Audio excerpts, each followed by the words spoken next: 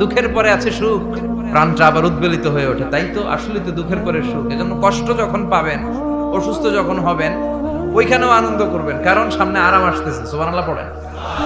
মুমিনের হারাবার কিছু নাই, দুঃখ পাওয়ার কিছু নাই। তার রোগের মাধ্যমে তার গুনাহ ঝরে যায়, সে আল্লাহর কাছে প্রিয় হয়ে ওঠে। তা আমাদেরকে কেউ হারাইতে পারে?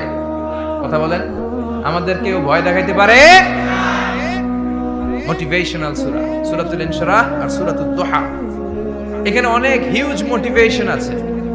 যারা হতাশ, যাদের জীবন ভাল লাগে না, মরে যেতে মনে চায়, গার্লফ্রেন্ড গালি দিছে, আছে না নাই? আবার বয়ফ্রেন্ড গার্লফ্রেন্ডের গালি দিছে, এ ওড়না পেঁচায়া ফ্যানের মধ্যে ঝুলে আত্মহত্যা করে। কত বড় পাগল! তুই মরলি কেন? গালি দিছে তো কি হয়েছে? হ্যাঁ, বুঝতে চায় না, হতাশ হয়ে যায়। আর বয়স কম তো, ইচড়ে পাকা।